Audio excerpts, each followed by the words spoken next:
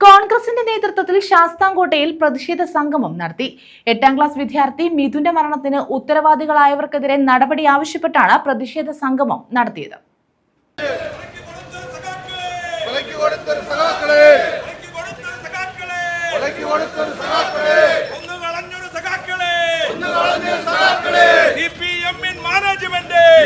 Thevalakkara boys ഹൈസ്കൂളിലെ 8ാം class വിദ്യാർത്ഥി മിഥുന്റെ മരണത്തിന് ഉത്തരവാദികളായ സ്കൂൾ മാനേജ്മെന്റിനും KSEBക്കുമെതിരെ നടപടി സ്വീകരിക്കുക, മിഥുന്റെ കുടുംബത്തിന് നഷ്ടപരിഹാരമായി മാനേജ്മെന്റ് 50 ലക്ഷം രൂപയും കുടുംബത്തിൽ ഒരാൾക്ക് ജോലിയും നൽകുക തുടങ്ങിയ ആവശ്യങ്ങൾ ഉന്നയിച്ചാണ് കോൺഗ്രസിന്റെ നേതൃത്വത്തിൽ പ്രതിഷേധ സംഗമം നടത്തിയത്.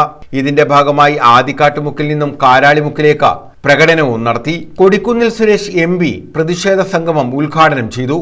വർഷങ്ങൾ പഴക്കമുള്ള തേവലക്കര ഹൈസ്കൂളിലെ 8ാം ക്ലാസ് വിദ്യാർത്ഥി 13 വയസ്സ് മാത്രം പ്രായമുള്ള മിഥുൻ എന്ന ആ കുട്ടിയുടെ മരണം നമ്മുടെ നാടിനെ മാത്രം അല്ല നടുക്കിയത്, മറിച്ച് ആ സ്കൂളിൽ പഠിക്കുന്ന കുട്ടികളെ ആകെ മാനസികമായി അവരെ തളർത്തുകയും ശാരീരികമായി അവർക്ക് പലതരത്തിലുള്ള ആഘാതങ്ങൾ ഉണ്ടാക്കുകയും ചെയ്ത ഒരു സംഭവമാണ്. സ്വാഭാവികമായ 10,000-ഓളം കുട്ടികൾ പഠിക്കുന്ന ഒരു വിദ്യാലയത്തിൽ അപ്രതീക്ഷിതമായി തങ്ങളോടൊപ്പം പഠിക്കുന്ന ഒരു കുട്ടിക്കുണ്ടാകുന്ന ഇത്തരത്തിലുള്ള ദാരുണമായ അന്ത്യം അത് കണ്ട കുട്ടികൾക്കും അത് കേട്ട അതിന് സാക്ഷിയായ കുട്ടികളെ സംബന്ധിച്ചിടത്തോളം അവർക്കുണ്ടാകുന്ന മാനസികമായ ആഘാതം അവരുടെ പഠിത്തത്തിൽ, അവരുടെ ചിന്തയിൽ, അവരുടെ അങ്ങോട്ടുള്ള ഓരോ ഘട്ടങ്ങൾ പിന്നിടുമ്പോൾ വളർച്ചയിലും അതുപോലെ ക്ലാസ്സുകൾ പിന്നിടുമ്പോഴും ഒക്കെ അവരുടെ മനസ്സിൽ തങ്ങി നിൽക്കുന്നത് തങ്ങളോടൊപ്പം പഠിച്ച തങ്ങളുടെ കൂട്ടുകാരനായിരുന്ന, തങ്ങളോടൊപ്പം കളിച്ച കൂട്ടുകാരനായിരുന്ന,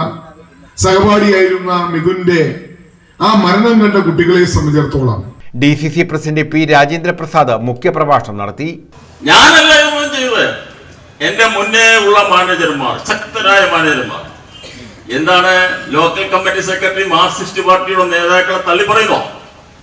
വക്കീൽ മാത്രമല്ലല്ലോ, ഇതിന്റെ ആദ്യത്തെ മാനേജർ സഖാവ് CP കരുണാകരൻപിള്ളയാണ്, ശക്തനായ മാർക്സിസ്റ്റ് പാർട്ടിയുടെ നേതാവ്. ഞാൻ വളരെ ദുഃഖത്തോടു കൂടി പറയുന്നു, ഈ പ്രദേശത്തെ ഈ ചുറ്റുപാടിൽ ആദ്യമായി ഉണ്ടായ ഹൈസ്കൂളാണ്. നെൽപ്പരക്കുന്ന് ഹൈസ്കൂൾ പിന്നെ ഉണ്ടായത്, അരിയങ്കോയ്ക്കൽ ഹൈസ്കൂൾ പിന്നെ ഉണ്ടായത്, വിലാദേശിനി ഹൈസ്കൂൾ പിന്നെ ഉണ്ടായത്, വയനാപ്പള്ളി കടപ്പ ഗവൺമെന്റ് ഹൈസ്കൂൾ പിന്നെ ഉണ്ടായത്.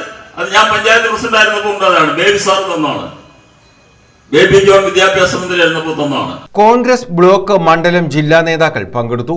News bureau, Sasthamkotta.